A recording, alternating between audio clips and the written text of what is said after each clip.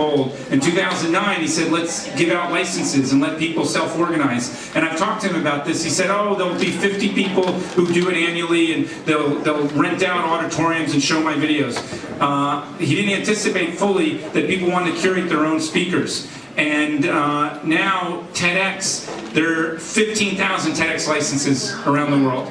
Every day there are multiple TEDs, and I would argue that some of the most creative, innovative TED Talks are coming from the TEDx's, which are, curating from their communities and what they know. And we are so proud to be part of this community. And theme for us is to treat our audience as if they're as special as our speakers. So throughout the day today, you can see speakers getting interviewed, you can take pictures with the speakers, you can see the graphic illustrations, and we want you to help amplify the ideas.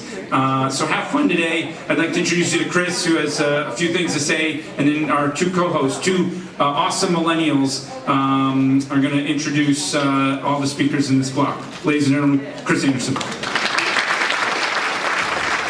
Kenya to Colombia, from Iraq to Korea, in slums, in schools, in prisons, and in theatres. Every day, people gather at TEDx events around the world to hear the best ideas bubbling up in their communities. Today, you are part of a global conversation about our shared future. So what is this TEDx? TEDx is an initiative of the TED Conference, a non-profit devoted to ideas worth spreading. We grant free licenses to allow TED-like events to spread globally. This event today is based on the TED Conference format and ideals, but is independently organized by your local community. So please make sure to thank the team of volunteers who worked so hard on today's event. It's their ideas, dedication, and time that made it all possible. It's they who booked all the speakers, and the views you'll hear today are, of course, those of those speakers, not necessarily of TEDs. But we hope their talks spark an exciting conversation among you. This is a day for curiosity and for skepticism, for openness and for critical thinking, for inspiration and for action. The more you enter into it, the more you'll take out. And now, on with the show. Since light is the fastest thing we have in our universe, we have to slow down this movie a lot. We have to slow it down by a factor of 10 billion, and this is what it looks like.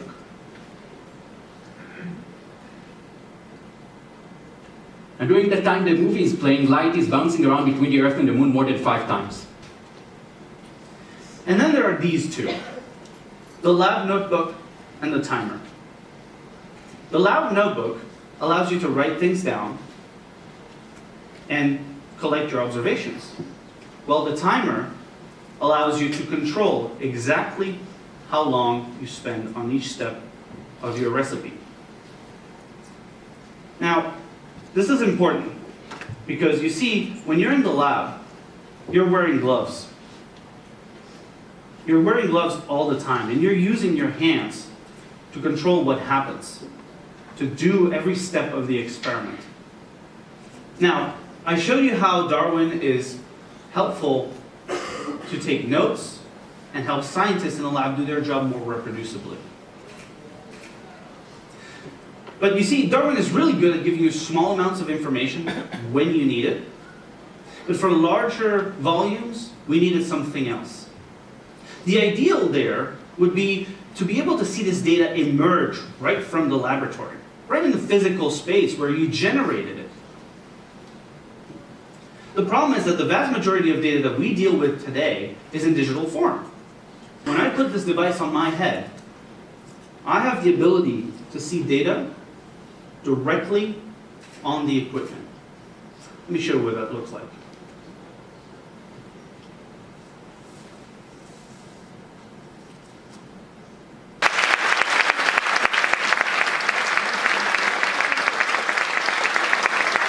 Performers, you're using Uber and not a taxi because it gives you something of value.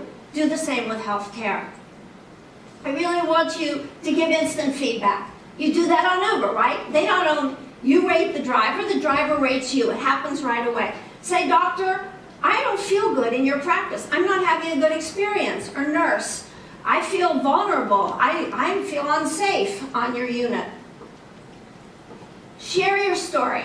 One of our women of impact, Diane Stollenberg, has started the Patients View Institute. You can record your story. Let health professionals know what experience you had. Resist overtreatment. Ask your doctor, do I really have to have this drug, this diagnostic, this intervention? And if you have any doubts, go to the internet. Be a citizen scientist. Yes. Be a citizen scientist. The NIH is going to make this easy for you. Believe it or not, they're coming out with a new app. One of our members, Sharon Terry, was a college chaplain.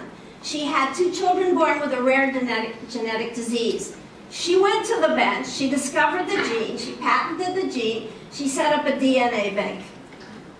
She also formed an action group called the Genetic Alliance. 300 genetic diseases are represented.